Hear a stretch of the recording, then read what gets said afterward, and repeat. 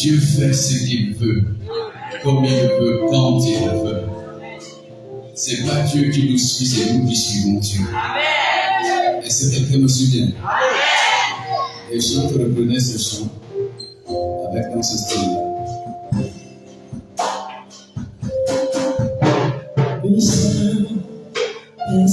Pendant ce temps, je te concentre. Parce que quelque chose va se faire dans ta vie ce matin.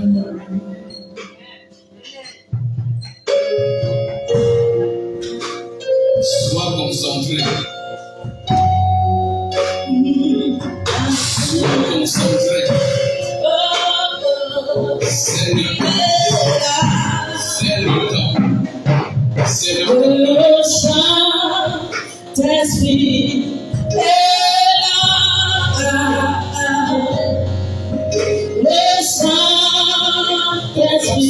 tu te concentres. Pendant ce temps, tu dois concentrer. Pendant ce temps, tu dois concentrer.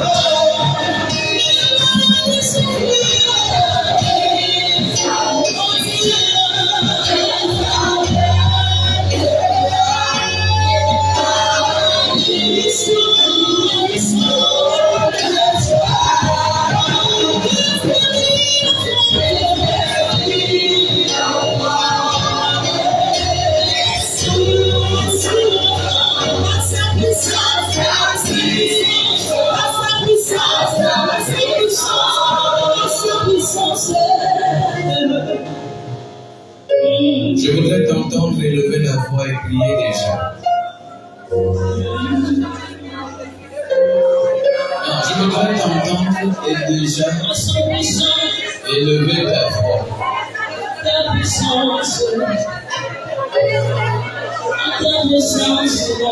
Le ciel veut entendre ta voix. Le ciel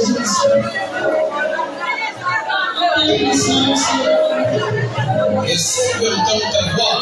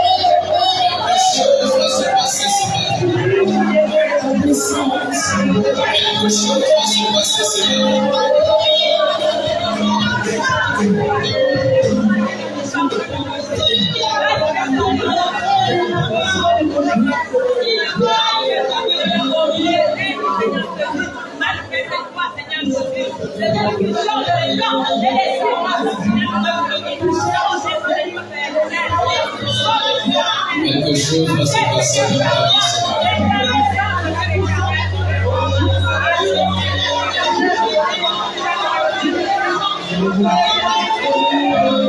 Quelque chose va se passer dans ta vie,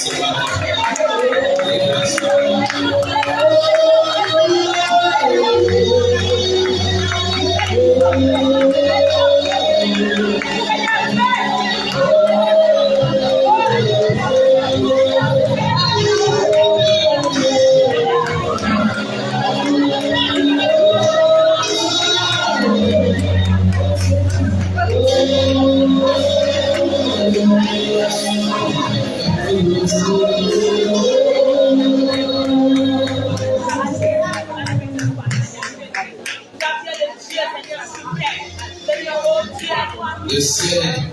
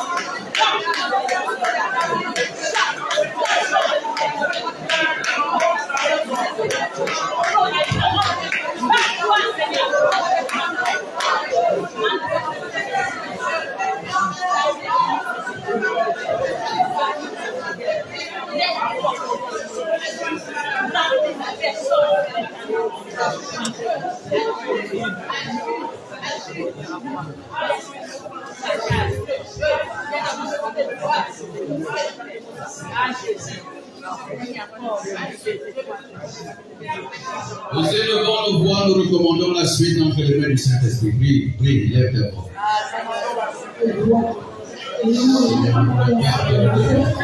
Seigneur, tu es le gloire.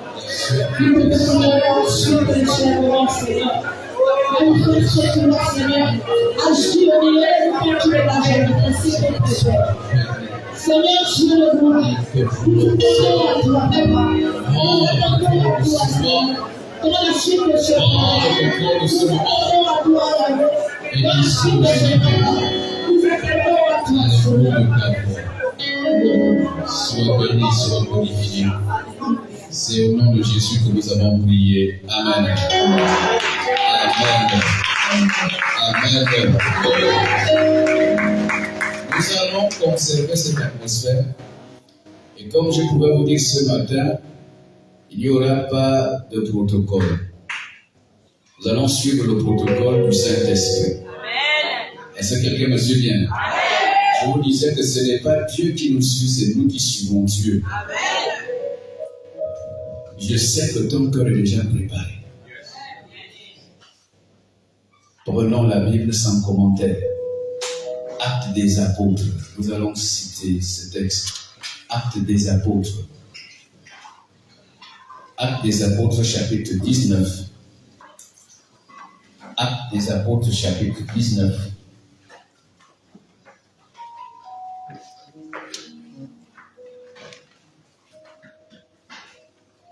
Le verset 6. Actes des apôtres, chapitre 19. Le verset 6. Est-ce que tout le monde est déjà à la page? Ceux qui sont assis, mettez-vous debout pour honorer la parole. Vous connaissez le rituel. On n'est pas en train d'inventer quelque chose. C'est ce que nous avons l'habitude de faire. Nous nous levons pour honorer la parole. Alors, le verset 6 dit avec moi. Lorsque Paul leur eut imposé les mains, le Saint-Esprit vint sur eux, et ils parlaient en langue, et prophétisaient. encore ça. Parce que ce que tu es en train de dire là est une déclaration. C'est une déclaration que tu fais. C'est une déclaration. Amen. Amen. N'arrêtez pas la lumière. Bien, c'est... Ah, ok, parce qu'il y a un direct qui passe. Sinon, les gens qui suivent de loin vont se rendre compte que c'est sombre. Nous reprenons, ta voix ne sort pas encore. Non, ta voix ne sort pas encore. Lorsque Paul lui a posé les mains, le Saint-Esprit vint sur eux, et il parlait en langue, et prophétisait. Reçois cette parole ce matin. Nous pouvons nous recevoir. J'ai intitulé mon thème. Je disais que le carnaval de ce matin va être différent parce que la louange viendra après la parole. Est-ce que quelqu'un me souvient? J'ai intitulé mon thème le baptême dans le Saint-Esprit, facteur de transition. Nous sommes toujours dans la transition. Dis à ton voisin que nous sommes toujours dans la transition. Le baptême dans le Saint-Esprit, facteur de transition. Je crois que tu es prêt. Je crois que ce matin, tu recevras le Saint-Esprit. Et ta vie ne sera plus jamais la même. Alors, pour apprêter ton cœur, suis-moi attentivement. Je voudrais dire au peuple de Dieu que l'on ne peut parler de transition sans baptême du Saint-Esprit. Ce n'est qu'un jeu de mots. Le leader a dit, tournons la page. Quand on tourne la page, il y a transition. Et nous disions que la transition est un changement de régime, est un changement de statut, est un changement de position et de situation. On ne peut parler de transition sans parler du baptême dans le Saint-Esprit. Est-ce que quelqu'un me souvient? Et il faut comprendre que les périodes de grande transition dans la Bible ont toujours été marquées par le baptême dans le Saint-Esprit. Dis avec moi le baptême dans le Saint-Esprit. Le baptême dans le Saint-Esprit. Vous regarderez dans la Bible. Vous allez vous rendre compte que l'Esprit a toujours été au centre de la transition. On ne peut parler de transition sans baptême dans le Saint-Esprit. Et quand on essaye de regarder même l'histoire de l'Église a été marquée par des grands moments de réveil, où les croyants avaient reçu l'effusion du Saint-Esprit de façon exponentielle. Et il faut comprendre que la première transition qui eut lieu entre l'Ancien Testament et le Nouveau Testament, alors se manifesta le jour de la Pentecôte. C'était la transition. On quittait l'Ancien Testament pour le Nouveau Testament. Et je voudrais dire entre parenthèses, quand on parle du Nouveau Testament, le Nouveau Testament ne commence pas dans Matthieu. Non. Le Nouveau Testament ne commence pas dans Marc. Non. Le Nouveau Testament ne commence pas dans Luc. Non. Le Nouveau Testament commence à partir des actes des apôtres. Parce que les évangiles se trouvent dans ce que nous appelons la période christique, intertestamentaire. C'est-à-dire que la période où Jésus était sur la terre, nous étions entre les deux testaments. Il y avait l'Ancien et le Nouveau qui arrivait, et Jésus a assuré la transition. Est-ce que quelqu'un me souvient? C'est vrai que quand nous ouvrons nos Bibles, nous voyons le Nouveau Testament, premier livre, c'est Matthieu. Mais il faut savoir que c'est la phase christique. Le Nouveau Testament commence à partir des actes des apôtres. Une grande transition. Est-ce que quelqu'un me suit? Est-ce que je peux continuer? Et quand on essaie de regarder, alors les grands moments de l'histoire de l'Église, nous voyons déjà la période de la Pentecôte, et lorsqu'on va quitter ce stade, nous regardons dans l'histoire, je vous ai parlé de ce qui se produisit en 1906 dans une rue appelée Azusa aux États-Unis, où un noir appelé William Seymour va réunir les autres et vont commencer à prier à la recherche du baptême dans le Saint-Esprit. Ils se disent que non, mais quand on regarde l'Église primitive, nous voyons comment l'Esprit était dans l'action. Il ne serait pas question que l'Église devienne religieuse. Nous devons rechercher la puissance de l'Esprit. Et lorsqu'ils vont commencer à prier, ils vont commencer à invoquer le ciel. On dit, Seigneur, nous voulons le baptême dans le Saint-Esprit. Nous voulons le baptême dans le Saint-Esprit. Alors l'effusion va tomber sur eux. Amen. Et là, je vous assure qu'un mouvement mondial va naître ce jour-là. C'était extraordinaire.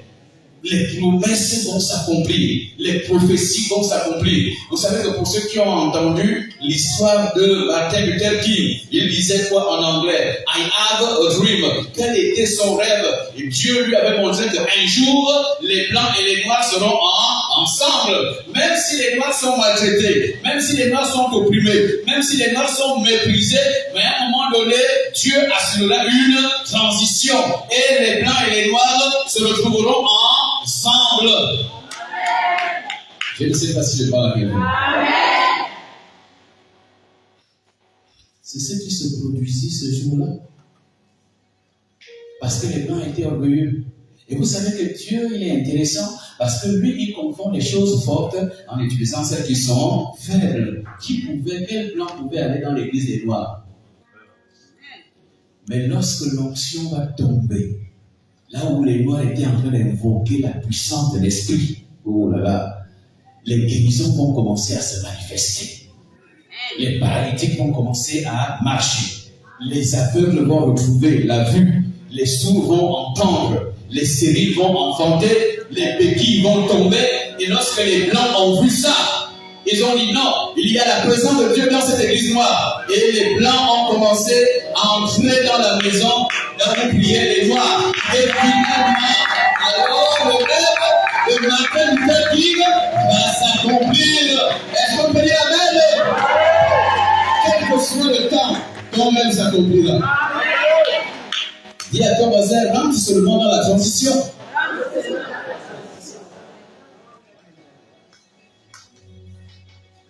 Il n'y a pas de transition sans baptême dans le Saint-Esprit. Sinon, comment feras-tu pour impacter ta maison? Comment feras-tu pour t'impliquer dans la mission de Dieu? Comment fera-t-on pour pouvoir impacter au mondial? Il faut des hommes et des femmes remplis du Saint-Esprit. Je crois que tu es cette femme ce matin. Amen. Je crois que tu es cet homme ce matin. Amen. Je crois que tu es ce jeune ce matin. Amen. Je crois que tu es cet enfant ce matin. Amen. Est-ce que le peuple me suit bien? Amen. Maintenant, nous allons descendre au fur et à mesure. Il y a deux questions. La première question est celle de savoir qu'est-ce que le baptême dans le Saint-Esprit. La seconde question sera celle de savoir quelles sont ses conséquences. Quelle peut être la conséquence du baptême dans le Saint-Esprit dans un environnement? Nous allons commencer par le premier point. Amen, amen. Nous allons commencer par le premier point. Puisque le terme nous dit baptême, le baptême dans le Saint-Esprit, facteur de transition. Donc, il n'y a pas de transition sans baptême dans le Saint-Esprit, selon l'histoire de l'Église et selon la parole de Dieu. Mais qu'est-ce que le baptême dans le Saint-Esprit? Pour ceux qui prennent note, le terme baptême vient du latin baptisma. Le terme vient du latin baptisma qui signifie être plongé dans un fluide. Être plongé dans quelque chose. Et il faut savoir que lorsqu'il est question du baptême d'eau, Nous ne pratiquons pas le baptême par aspersion, nous pratiquons le baptême par immersion.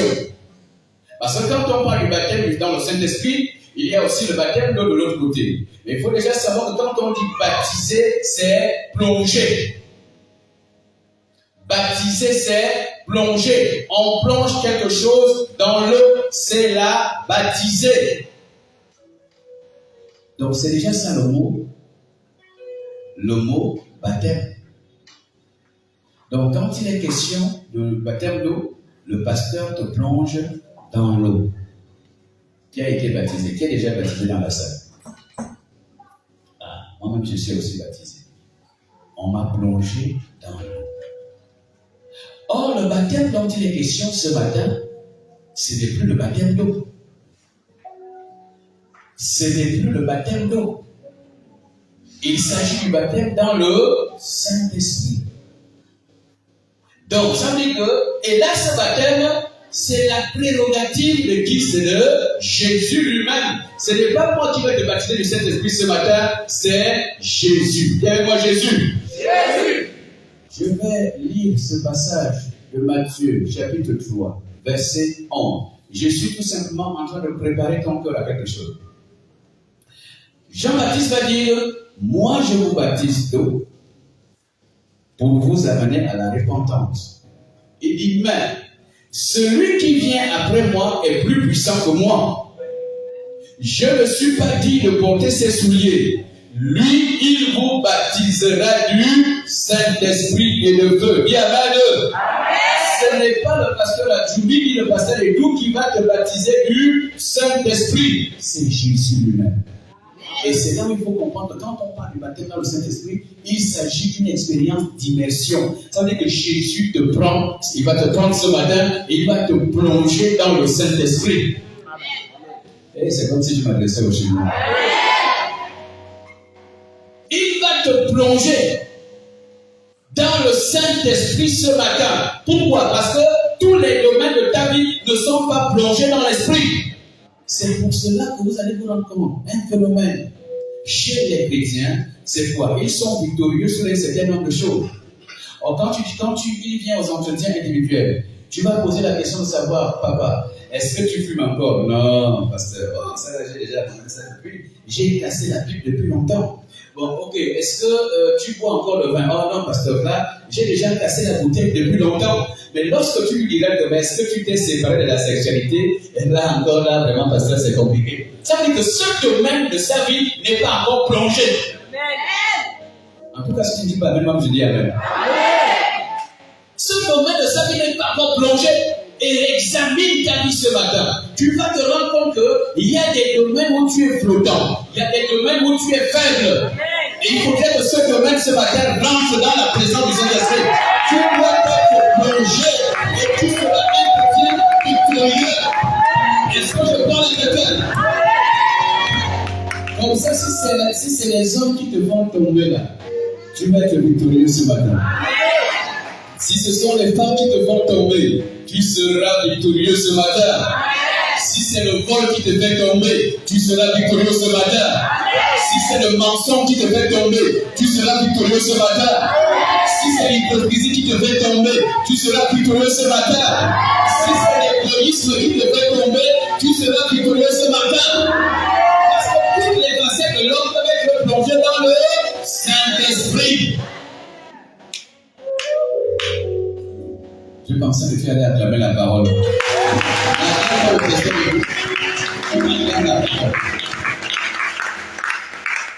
On peut raconter l'histoire d'un homme qui avait décidé d'abandonner le vol. Il continuait à voler. Il dit, Seigneur, c'est pas normal. Je suis chrétien dans ta maison.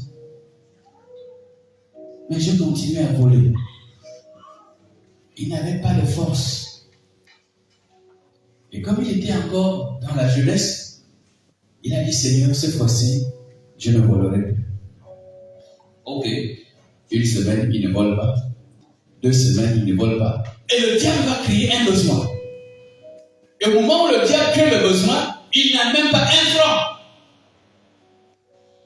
Et là, le diable dit, tu vois, depuis que tu es au Seigneur, là, tu n'as plus rien. va voler. Il allait encore, il volait. Et quand il terminait de pourvoir à son besoin, et l'esprit lui disait, tu as encore volé. Parce que c'est lui qui convainc de péché, de justice et de jugement. Est-ce que quelqu'un me suit bien? Il dit, Seigneur, là, c'est terminé. Je ne veux plus voler. Le temps va passer. Je sais que tu as pris beaucoup de décisions que tu n'arrives pas à honorer. On a certainement lancé un programme ici. Tu as pris des engagements. Or, la Bible dit, ne te précipite pas à prendre des engagements. Alors, si tu prends un engagement, honore-le. Tu n'honores pas. Tu n'honores pas. Tu n'honores pas.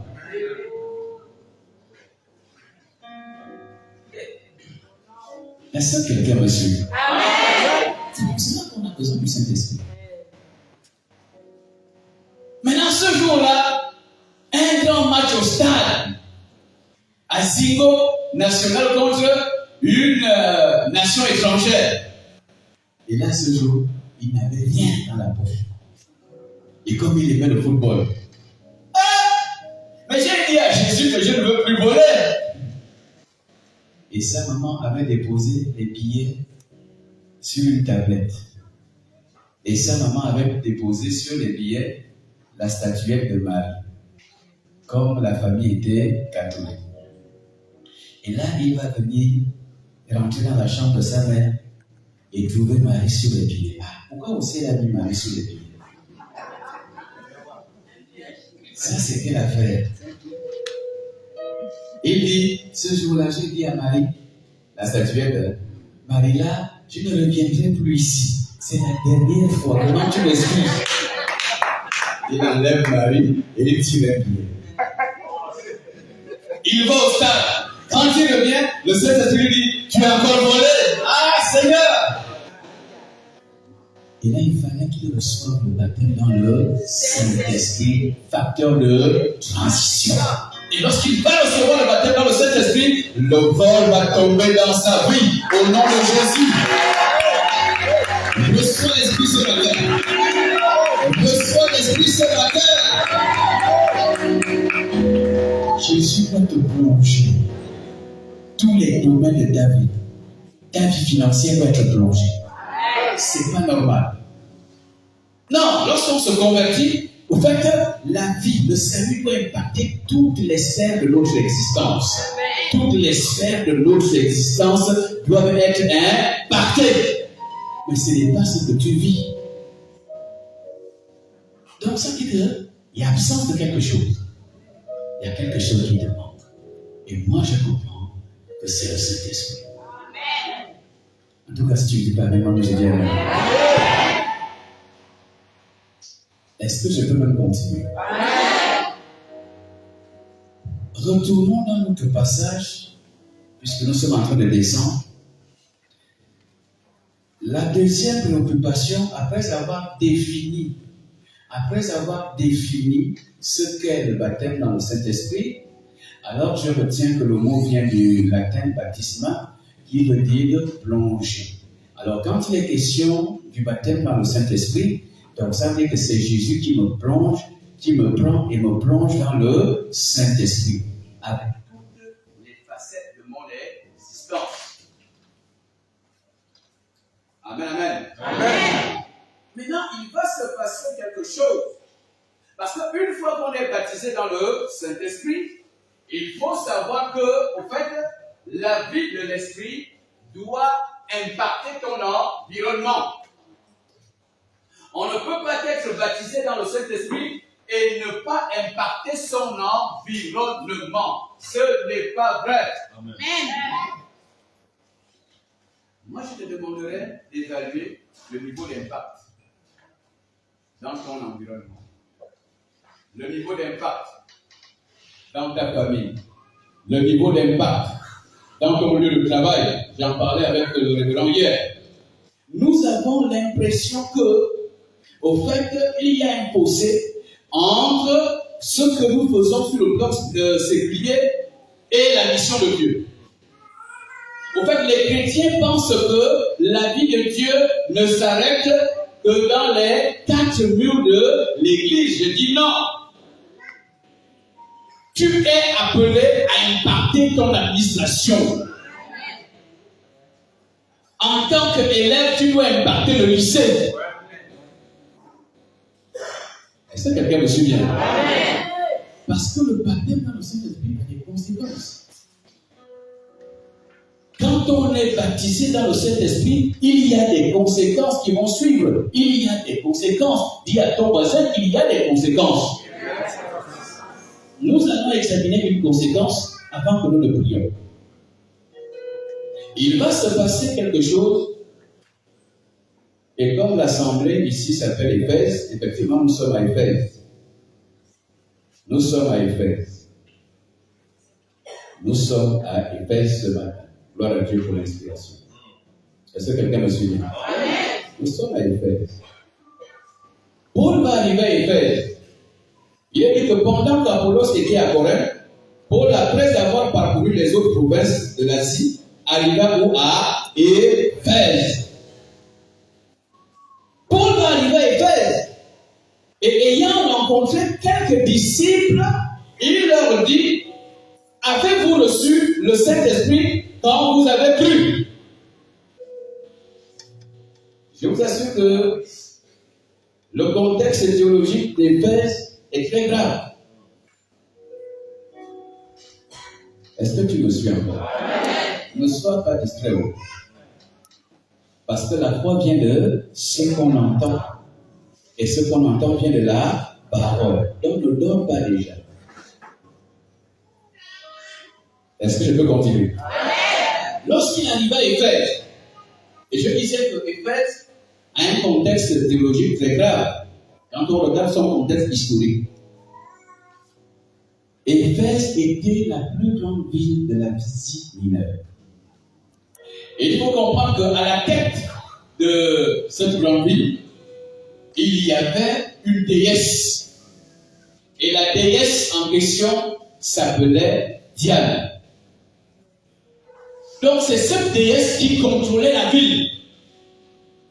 Et cette déesse avait autour d'elle 1000 prostituées. 1000. Je ne sais pas combien nous sommes ici au Bouddha. 1000 prostituées. Et qu'est-ce qu'elle faisait? Les 1000 prostituées étaient déployées dans la ville chaque soir. Les 1000 prostituées allaient vers les hommes dans l'optique de recueillir leurs semences et ramener la semence de ces hommes-là dans le temple de la déesse. Est-ce que tu me suis maintenant? C'est pour vous dire que c'était terrible. Donc la ville était sous la domination de cette déesse et elle avait développé la doctrine du féminisme. Parce que quand tu arrivais à Éphèse, c'était des femmes qui occupaient des hautes fonctions. C'est pour cela que vous ne comprenez pas pourquoi Paul, je vous fais cette parenthèse avant de la regarder, Paul dit à Timothée que la femme se taise. Vous ne comprenez pas pourquoi? C'est parce que c'était dans le contexte d'Éphèse. Une fois que Paul va aller en prison, c'est Timothée qui va rester avec la grande église d'Éphèse. Et les femmes d'Éphèse voulaient prédominer sur le ministère du jeune Timothée. Parce qu'au fait, elles avaient bien sûr reçu l'évangile, mais n'étaient pas encore transformées. Est-ce que je parle à quelqu'un? Réveille ton voisin. Non, Nadia, on lui dit qu'on regarde son auditoire. Réveille-le.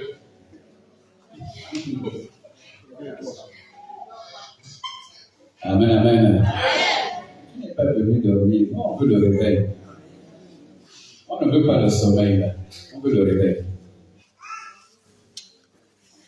Et quand on regarde les épîtres de Paul, en fait, lorsque Paul arriva à Éphèse, il va être combattu par des entités, des dominations qui contrôlaient la ville. Parce que les dominations empêchaient Paul de prêcher l'évangile. Mais ce qui va quand même scandaliser Paul, c'est de constater que dans cette grande ville d'Éphèse, où il y avait une déesse, où il y avait des prostituées, où il y avait des esprits, où il y avait des magiciens, il y avait 12 disciples qui étaient là, sans impact. aux disciples de Jean qui étaient là sans impact. Paul dit non, je ne peux pas l'admettre. Vous êtes dans un environnement. Et la Bible dit que nous sommes la lumière du monde. Tu es la lumière du monde. Tu es le sel de la terre. Comment se fait-il que vous êtes au nombre de 12 et la ville se retrouve embrigadée? Vous savez que la destinée de Ofonja se trouve entre les mains de l'Église. La destinée du Gabon se trouve entre les mains de l'Église. C'est l'Église, le peuple de Dieu. Il dit, mais vous êtes les représentants de Dieu dans la ville d'Éphèse et vous n'arrivez pas à impacter la ville. C'est quelle histoire? Il ne va pas manquer de leur poser la question. Aviez-vous reçu le Saint-Esprit? Aviez-vous reçu le Saint-Esprit? Aviez-vous reçu le Saint-Esprit? Aviez-vous reçu le Saint-Esprit? Aviez-vous reçu le Saint-Esprit? Mais pourquoi pose-t-il la question? Parce qu'il n'y a pas de transition sans baptême dans le Saint-Esprit. Est-ce que vous avez reçu l'Esprit lorsque vous aviez cru? Et Paul utilise le verbe croire. En réalité, selon la théologie systématique, une fois que tu as déjà reçu Jésus dans ta vie, le Saint-Esprit doit descendre. Est-ce que je parle à quelqu'un? Mais Paul dit non, c'est contradictoire. Vous avez reçu Christ et vous n'êtes pas baptisé dans le Saint-Esprit. Alors, dites-moi, de quel baptême aviez-vous donc été baptisé? Je ne sais pas comment tu as été baptisé. Il y a des gens qui ont été baptisés dans le concubinage. Il y a des gens qui ont été baptisés dans le concubinage. Concubinage, le serviteur de Dieu sait que tu n'es pas marié, même à la coutume, tu n'es pas marié, mais il te plonge dans l'eau. Et quand il te plonge dans l'eau, il te tue spirituellement. Parce que tu ne recevras jamais le Saint-Esprit. Il ne descend pas sur les pécheurs, il descend sur les véritables adorateurs de Jésus. En tout cas, moi-même je dis Amen. Je dis Amen.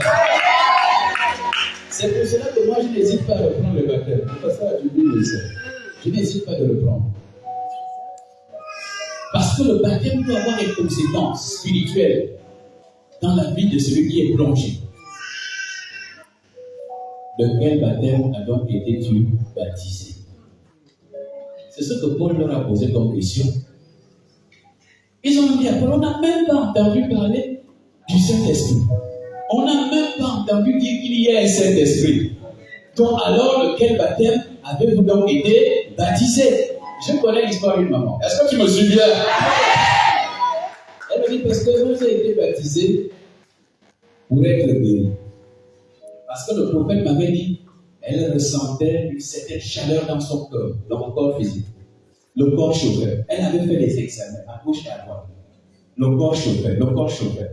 Et le prophète lui dit non, au fait, quand tu seras baptisé, en te plongeant dans l'eau, le corps va se rafraîchir. Et tu ne seras plus malade.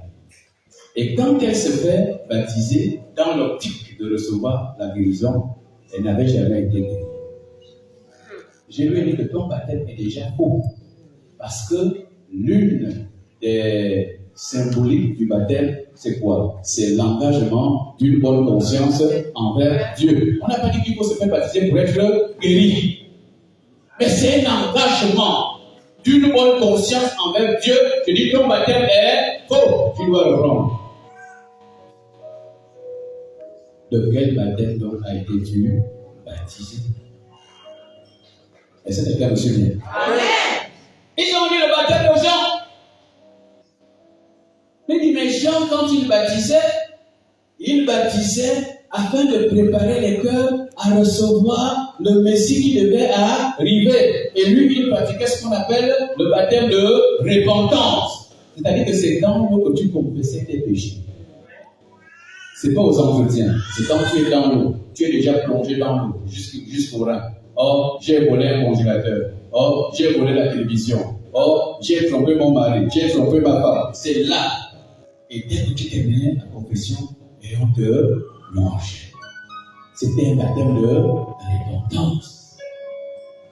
Mais Paul leur dit non, mais vous n'avez pas compris que nous sommes en période de transition. Amen, amen. Il va reprendre leur baptême. Et en reprenant leur baptême, quelque chose va se produire. Est-ce que quelqu'un me souvient? Je retourne dans le texte parce qu'on est prier. Je voudrais donner plus de temps à la prière. Alors, je retourne dans le texte. Si tu es dans le texte comme moi, alors il dit au verset 3, il dit de quel baptême avez-vous donc été baptisé?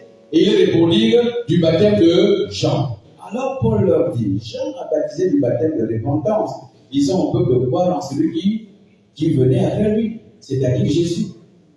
Alors on dit sur cette parole, ils furent baptisés au nom de Jésus.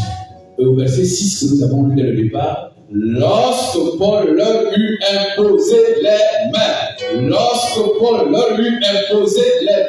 le Saint-Esprit vint sur eux et ils parlaient en langue et prophétisaient. Ils n'avaient jamais parlé en langue, ils n'avaient jamais prophétisé. Mais en fait, l'imposition des mains par l'apôtre Paul va faire en sorte que Jésus prenne les 12 disciples en question et les immerge dans le Saint-Esprit. Une fois que tous les domaines de leur existence alors ont été plongés dans le Saint-Esprit, alors le Saint-Esprit, ils vont commencer à prophétiser et parler en langue.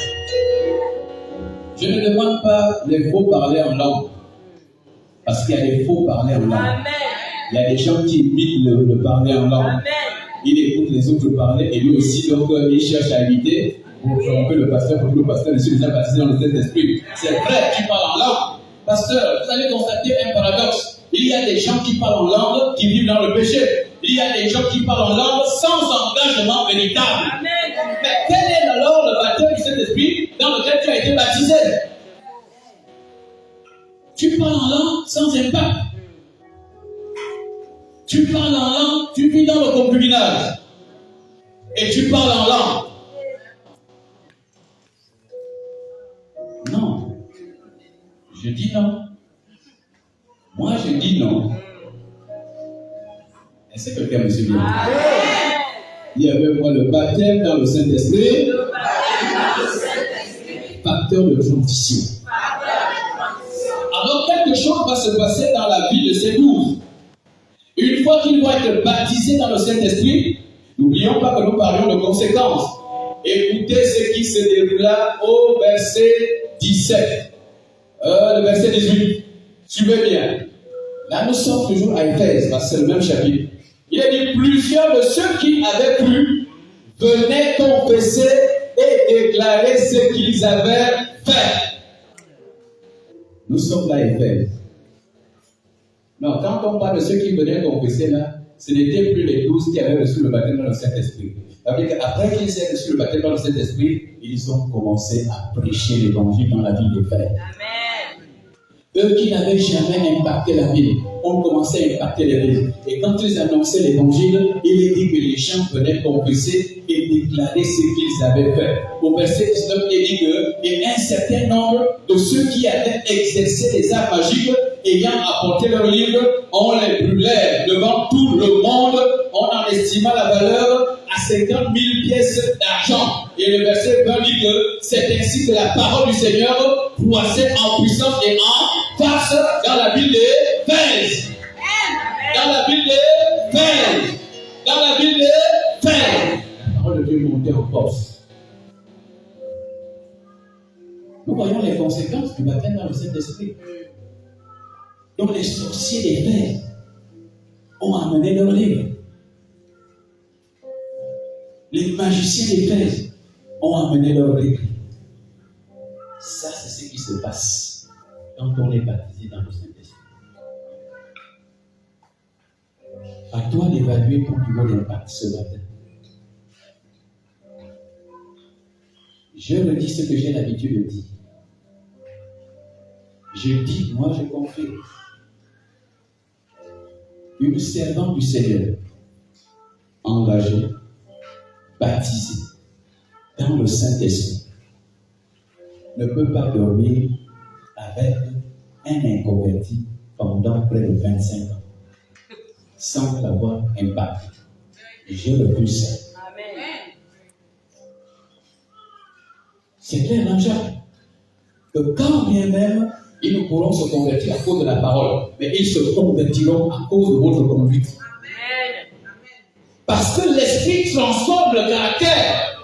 Si tu es une femme colérique ou coléreuse, donc ça veut dire qu'une fois que tu reçois le baptême dans le Saint-Esprit, même le mari va regarder, oh, mais ça, je conseille, elle laisse se fâcher. Non, chérie, j'ai déjà reçu le baptême dans le Saint-Esprit. Tu ne l'as pas compris. J'ai déjà reçu le baptême dans le Saint-Esprit, transforme. Est-ce que quelqu'un me suit bien? Mais il y a des gens qui disent au pasteur que, ah, pasteur, bon, moi je suis comme ça. Hein. Vraiment, moi je suis né comme ça. Non, tu ne dois pas être comme ça. Parce que la Bible dit que si quelqu'un est en Christ, il devient une nouvelle créature. Les choses anciennes sont passées et toutes les choses sont devenues nouvelles. Par la puissance du Saint-Esprit. Ça doit changer. Si tu es un homme au foyer, ça doit changer. Les enfants vont se rendre compte que papa a changé. Même si tu n'avais pas l'habitude de donner l'argent de poche à ta femme, elle sera étonnée. Lorsque tu viendras déposer son enveloppe et dire, chérie, tout le service que tu me rends à la maison, là, ce n'est même pas estimable, mais tiens quand même quelque chose pour aller acheter le rouge à lèvres.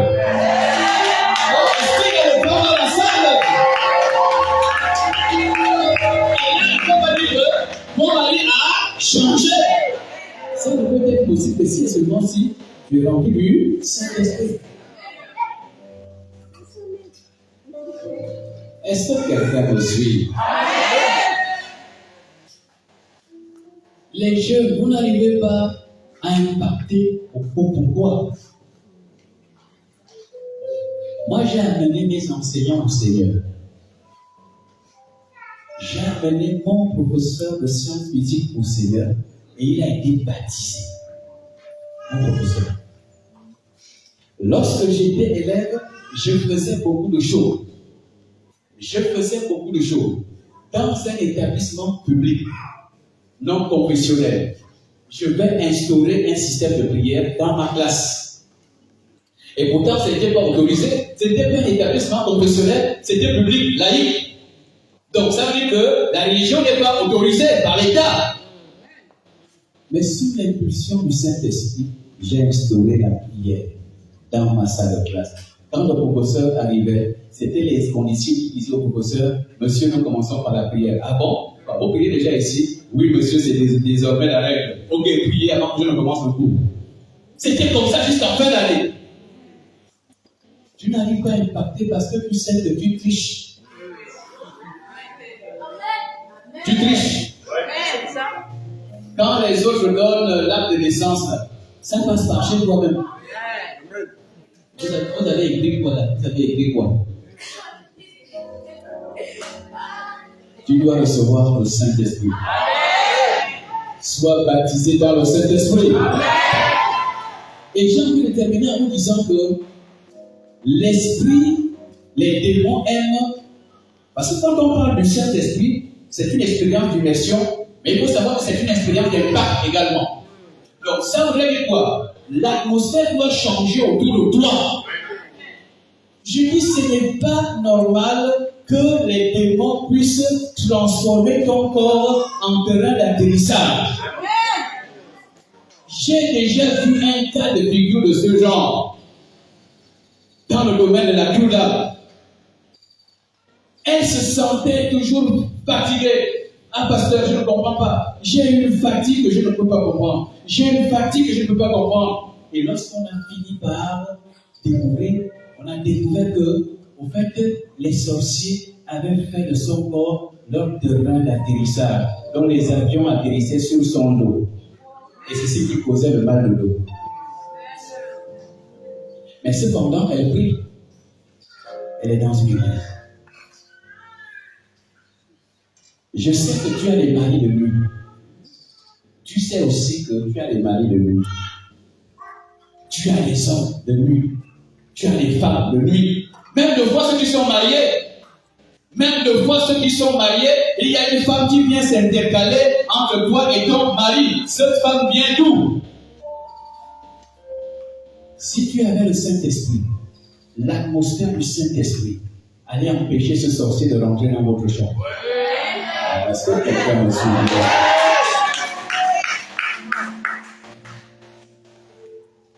Il allait empêcher. Mais il n'y a pas d'atmosphère. Il n'y a pas d'onction dans la chambre. Les démons viennent te coucher comme ils le veulent. En tant que chrétienne, c'est pas normal. La solution ce matin, c'est d'être baptisé dans le Saint-Esprit. Est-ce que vous suivez bien? Je voudrais te poser encore une question. Quels sont les dons spirituels que tu exerces? Pose la question à ton voisin. Quels sont tes dons? Je n'ai pas dit talent, je dis les dons. Quels sont tes dons spirituels? Tu ne connais pas. Quel est ton ministère? Rien du tout. Tu dois recevoir. Tu dois recevoir. Je vais terminer par ceci. Et on va prier. Le révérend sait de qui il s'agit. Donc je vais intervenir par discrétion. Un fils que nous avions ici au Congrès. Les anciens savent. C'est quand même extraordinaire. Dieu l'avait trouvé dans une certaine position. Et le Seigneur avait déclenché la transition dans sa vie. Et quand j'arrive au Congrès en 2005, je commence à faire un travail spirituel avec lui. Et ce travail spirituel va faire tomber les chaînes. Vraiment, nous étions en période de transition. Et comme cela, le temps va évoluer, il va me dire que pasteur, vraiment, Dieu m'appelle à l'évangélisation. Il dit, ok, je vais te former comme un évangéliste. Est-ce que tu me suis bien? C'est dangereux d'abandonner l'esprit. Et le Seigneur va ouvrir une porte. Nous allons ouvrir une église à Kenny. Et le frère avec qui on avait ouvert cette église, il dit, ah, pasteur, bon, ce qu'on va faire, c'est que moi, je suis responsable des travaux publics à Kenny. Trouve-moi un élément que nous allons insérer dans la fonction publique et qui va s'occuper de l'église. Ce frère-là qui n'avait pas de métier a été choisi. Il a été intégré à la fonction publique. Alors, lorsqu'il va commencer à recevoir le salaire, la folie va commencer. C'est extraordinaire. Il ne donnait plus sa vie. C'est pour cela que tu ne donnes pas ta vie. Comment ça, frère? Une telle grâce. Oh, on me force de donner la dîme. Est-ce que c'est parce qu'on m'a trouvé l'église, m'a trouvé le travail, comme on me force à donner la dîme? Écoutez le raisonnement. Nous, on avait su que le frère était déjà tombé. Il y a quelque chose qui n'allait plus dans sa vie. Et le jour où j'ai dormi dans la maison où j'étais logé, avec mon épouse, on avait vu un gros serpent qui envahissait la maison. Parce qu'on avait un bébé, et pendant que nous prions au salon, alors donc, l'enfant va se mettre à gémir dans la chambre. Donc je vais dans la chambre, je trouve l'enfant en train de se débattre. Mais que se passe-t-il? Maintenant, je vois un serpent dans la maison. Et la maison était sombre, la maison était bizarre. On a fait asseoir le frère, il me commence à tuer. Sortait avec les petits garçons. On a mis les mains sur la tête. Seigneur, il est allé en prison. L'église est restée sans responsable. En prison, pendant un certain nombre d'années. Mais le moment que quand je me lève, tu ne t'es jamais levé. Tu ne t'es jamais levé. Il te faut quelque chose. Nous avions dit hier, avant-hier, que le Saint-Esprit, c'est quoi? La puissance, c'est quoi? C'est le pouvoir. Amen, amen. Le mot vient de dunamis, qui veut dire pouvoir. Dis avec moi pouvoir. Pouvoir. Dis avec moi pouvoir. Pouvoir. Dis avec moi force. Force. Dis avec moi capacité. Capacité. Dis avec moi aptitude. Aptitude. Dis avec moi moyen. Moyen. Dis avec moi miracle. Miracle. Miracle. Miracle. Miracle. Miracle. Miracle. Miracle. Miracle. Lève-toi et tu vas prier.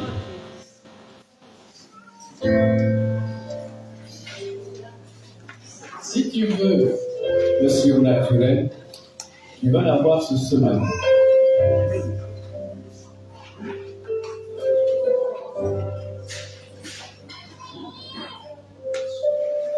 Élève ta voix.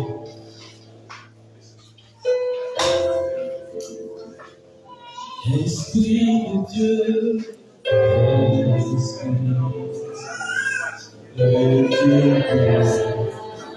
de Dieu, Esprit de Dieu.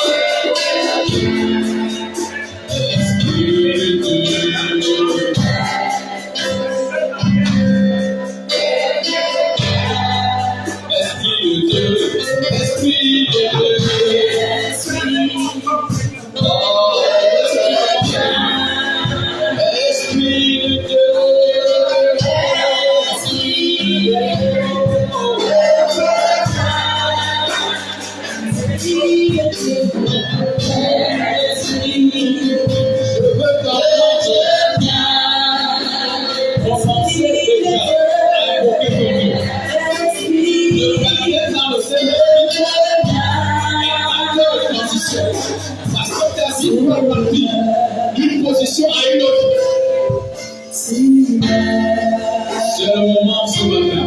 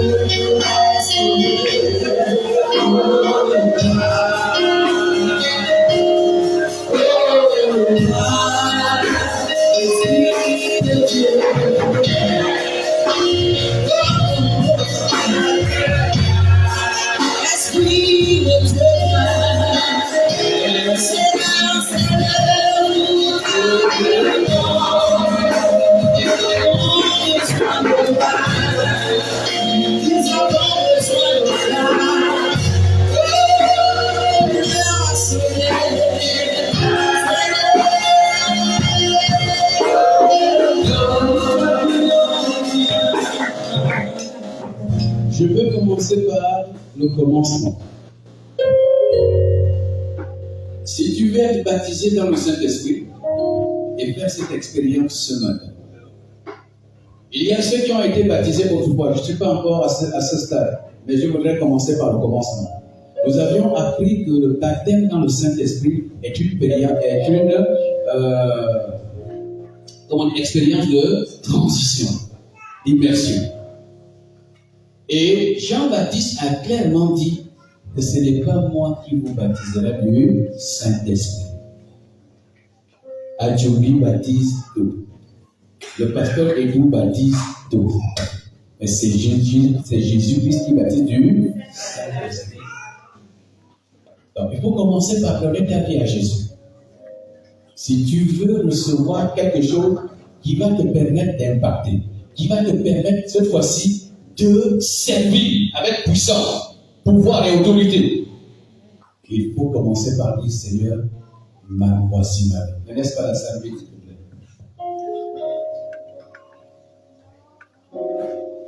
Donc, le premier appel, pendant que nous sommes en train de chanter, tu viendras déjà ici devant, donner ta vie à Jésus. Tu ne peux pas prétendre vouloir le Saint-Esprit et tu mets Jésus de côté Tu as déjà raté. Tu as déjà raté. Donc, si tu veux une expérience particulière du Saint-Esprit, et c'est Jésus qui va t'immerger dans le Saint-Esprit, commence ce matin à donner ta vie au Seigneur. Nous avions dit qu'il y a des choses auxquelles nous assistons avec impuissance. Tu as certainement le désir de servir, tu as certainement le désir d'abandonner un péché, mais tu n'arrives pas, tu te retrouves en position de faiblesse. Il faut une puissance, il faut quelque chose qui va t'amener à sortir de là. Il n'y a que Jésus pour le faire. Alors, je t'invite devant, et avance, nous allons prier. Oh, pour changer, Seigneur. Oh,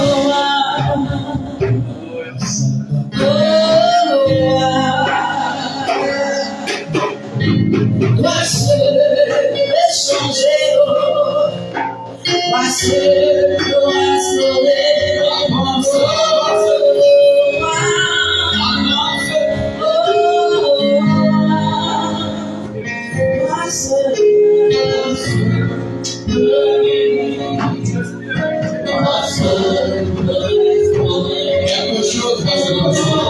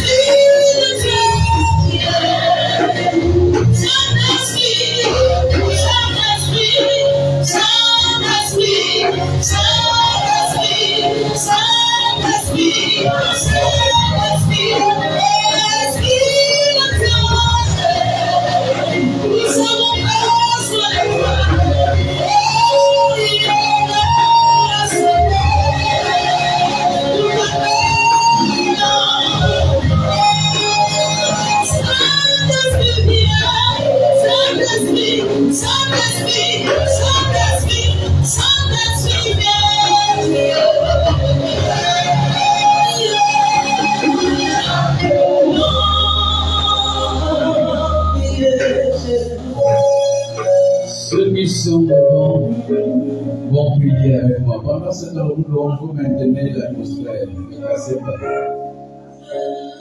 L'Esprit de Dieu est là pour assurer la transition dans une vie. C'est l'esprit de transition. Il suffit de regarder ce que la vie de Pierre était avant le Saint-Esprit. Vous allez bien comprendre. Il a renié Jésus.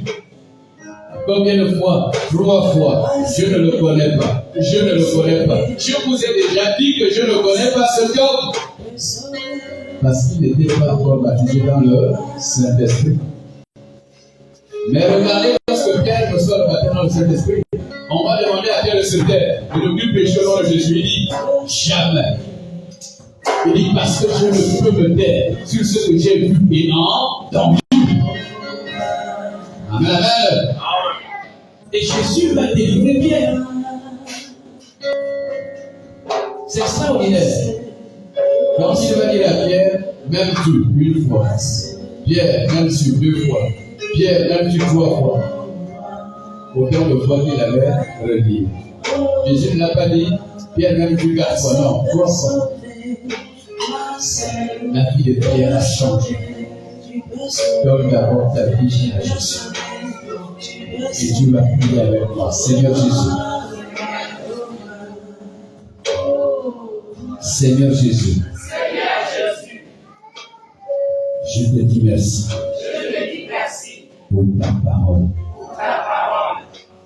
Elle est venue afin d'assurer la transition dans ma vie. Je suis dominé par le péché. J'ai posé des actes qui n'ont point glorifié ton nom. J'ai offensé le trône de Dieu. Seigneur, pardonne-moi. Que d'engagement j'ai eu à prendre dans ta maison, mais que je n'ai pas honoré. Je suis dominé par le mensonge, le vol, l'hypocrisie, la débauche, la sexualité. Ce jour est mon jour. Ce jour est mon jour. C'est pourquoi je demande pardon. Pardonne-moi, Seigneur. Pardonne-moi, Seigneur. Car je ressens la misère de mon péché. Et mes péchés se lèvent sur ma tête. Comme une grande montagne.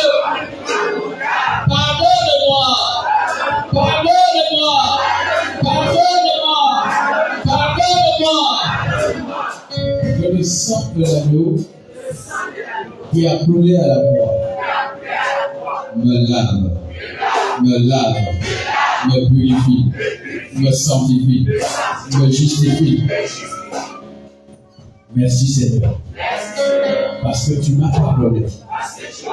Et je crois ce matin que tu es le sauveur du monde, descendu du ciel, mort à la croix, enseveli, ressuscité, pour m'accorder le salut. C'est pourquoi, Seigneur, en ce dimanche 17 mars, Seigneur, je prie à toi et je dis, sauve-moi, sauve-moi, sauve-moi, sauve-moi, inscris mon nom dans le livre de vie et fais de moi un citoyen de la cité céleste. Merci Seigneur. Je crois que je suis sauvé. Je crois que ma vie ne sera plus dominée par le diable. Et je dis au diable que ma vie ne t'appartient plus. À partir de maintenant, c'est la transition. C'est la transition. C'est la transition.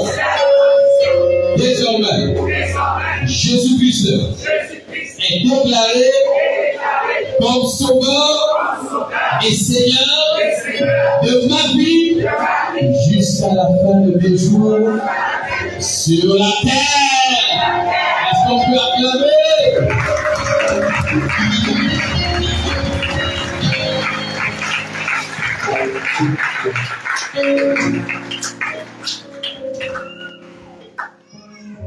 C'est la première étape. À partir de cette confession, Jésus peut maintenant te plonger. Est-ce que tu me comprends ça? Non, mais peut-être que tu vis autre chose. Et là aussi, je vais demander à ceux qui sont debout derrière, déjà de demander cette visitation. Et je vais vous montrer une stratégie. Parce que là, on va rentrer dans le baptême en immersion. Retiens que tout à l'heure, certainement le pasteur et moi, nous passerons dans les rangs. Et qu'est-ce qui avait déclenché le baptême du Saint-Esprit? Les 12. Les 12 que Paul avait trouvés à Éphèse. On dit que dès qu'il leur eut imposé les mains, et aussitôt le Saint-Esprit descendit sur eux. Amen. Mais le grand secret, c'est quoi? C'est la prière. Je vais te demander de prier pendant 10 minutes sans arrêt. Ne t'arrête pas. Ne t'arrête pas. Parce que ceux qui veulent recevoir le Saint-Esprit, qu'est-ce qu'ils font? Bon, on est seulement là debout, et puis on dit prions pour le Saint-Esprit. Saint-Esprit,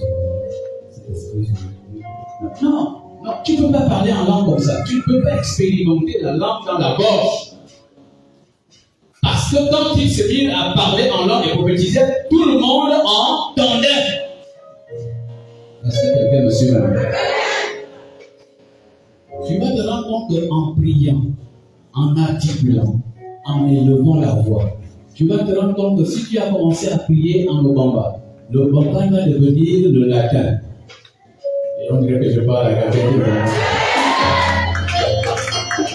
Quand tu vas commencer à prier en français, le français va devenir du grec. Tu peux même commencer à parler, même enfant. Moi qui suis quand je me dis, mais comment se fait-il que telle personne puisse parler enfant alors qu'elle est au Bamba? C'est le miracle de Dieu. Non, et tu vas te rendre compte que ta vie ne sera plus la même.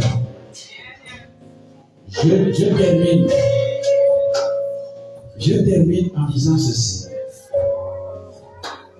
Lorsqu'on nous avait invités, après mon baptême en 98, on était baptisé le 16 mai. Dimanche, on a passé le culte. Le pasteur a dit lundi, à 18h. Tous ceux qui ont été baptisés, eux, doivent maintenant être plongés dans le Saint-Esprit, afin que vos vies ne soient plus les mêmes. Et on nous avait demandé de se sanctifier, ce que j'ai demandé depuis mon début. Alors, quand on est arrivé dans la salle, pas de bruit dans la salle, tout le monde était sérieux et concentré. Est-ce que quelqu'un me suit bien? On a commencé par chanter. Les deux pasteurs qui dirigeaient les moments ont rendu leur expérience du baptême dans le Saint-Esprit. Et j'étais touché. Et l'un me disait que lorsque le Saint-Esprit est descendu dans sa vie, il avait eu l'impression de ressentir une chaleur autour de lui. Il pensait que peut-être quelqu'un avait une lampe tempête à côté de lui, mais il regarde, mais il n'y a rien. Il y a d'autres quand le Saint-Esprit descend, ils vont ressentir une certaine fraîcheur. D'autres peuvent ressentir un vent, d'autres peuvent ressentir un feu. Mais je vous assure, au moment où ils avaient commencé à nous imposer les mains, j'ai regardé comme ça, les autres commençaient à parler en langue. Et quand ils ont commencé à parler en langue, il y avait un qui parlait en langue comme un enfant, c'était extraordinaire. Et pourtant, c'était un homme avec une grosse voix, mais sauf que quand il avait reçu le don de l'esprit, en fait, sa voix était transformée comme celle d'une petite fille. C'était un miracle extraordinaire. Et il parlait en langue. J'ai dit, Seigneur, je ne dois pas arrêter. Je vois que le pasteur est en train d'avancer. Là, il faudrait que quand il va arriver chez moi, quelque chose doit se passer, Seigneur, que quelque chose se passe. Je ne sais pas si tu es prêt. Lorsque le serviteur de Dieu m'a imposé les mains, je ne peux décrire ce qui s'est passé ce jour. Ça, j'appelle ça éfusion. C'était extraordinaire. J'ai dit aux autres hier que j'étais resté dans la salle. Pourquoi? Parce qu'après des temps, en fait, c'était une atmosphère vraiment extraordinaire. Les gens parlaient, les gens prophétisaient. Et j'étais là. Quand j'essaie de me lever, je sens que je ne tiens pas. Mais je dis non, on ne peut pas tomber devant les gens. Je m'assois. Je veux me lever, je sens vraiment là, je peux l'équilibre. Tout le monde était parti, j'étais resté. Et je vous assure que l'onction qui était tombée sur moi ce jour-là est restée dans mon corps pendant 3 jours. Je ressentais la même chose, à la maison, dans ma chambre. Et depuis ce jour, ma vie n'est plus jamais été la même. C'est pour ça que si tu ne dis pas vraiment, je dis amen. Sinon, je ne serais pas devenu pasteur. Tu n'arrives pas à servir Dieu parce que tu n'es pas baptisé dans le Saint-Esprit. Donc, tu vas prier pendant 10 minutes sans arrêt. Trouve les mots. Trouve toi-même les mots. Même si tu n'as plus de mots, cherche quoi lire. Parce que nous, quand on va passer tout à l'heure pour la position des mains, on doit te trouver en train de dire, Seigneur, remplis-moi de l'esprit, remplis-moi de l'esprit, remplis-moi de l'esprit, remplis-moi de l'esprit, remplis-moi de l'esprit. C'est tout ce que tu as dit à Dieu. Est-ce que tu es prêt? Non, je n'ai pas prêt. Est-ce que tu es prêt? Est-ce que tu es prêt? Je vais compter jusqu'à 5. Si tu es prêt, c'est une expérience qui va être particulière dans ta vie. Moi, je crois en la parole de Dieu. Je crois en l'Esprit de Dieu.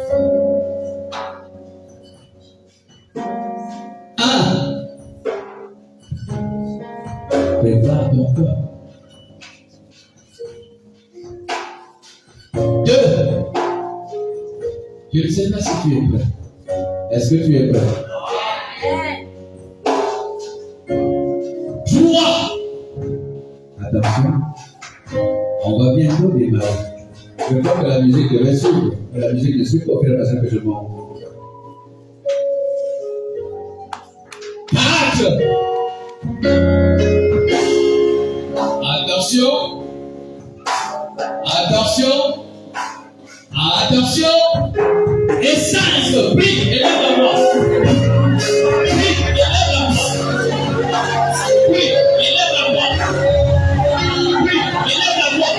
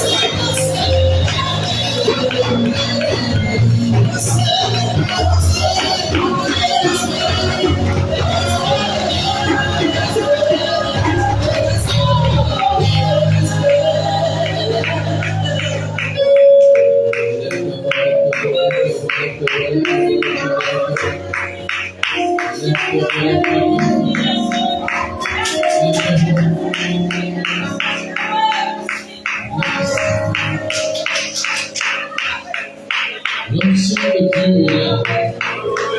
L'onction de Dieu est là. L'onction de Dieu est là. L'onction de Dieu est là. Reçois.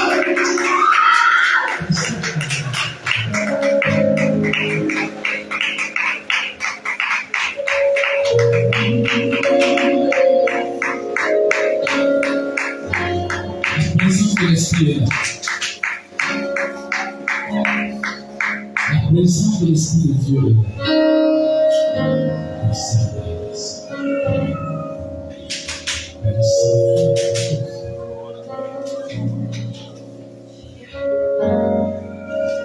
Reste dans la présence de Dieu.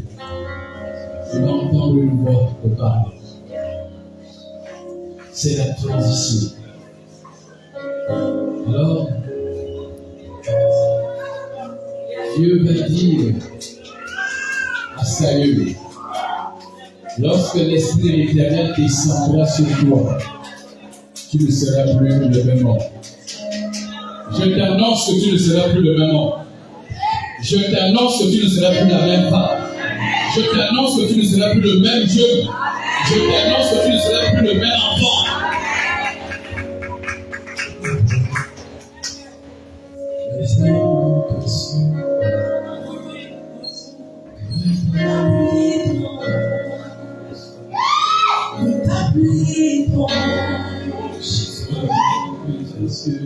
Ouvre les églises, la sœur,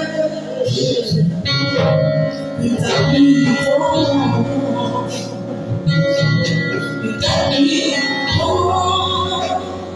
ouvre les églises, ouvre les cieux, nous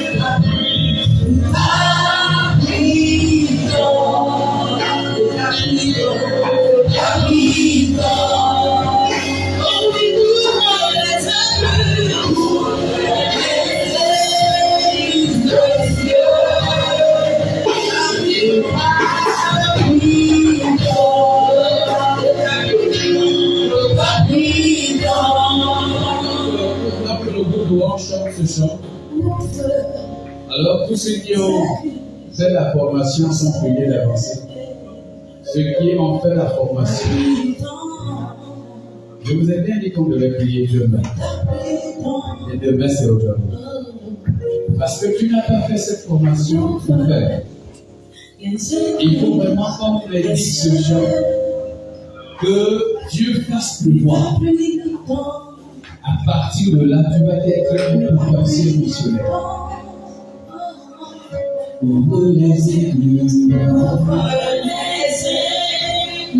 des cieux, la pluie tombe, la pluie tombe, pour tous les églises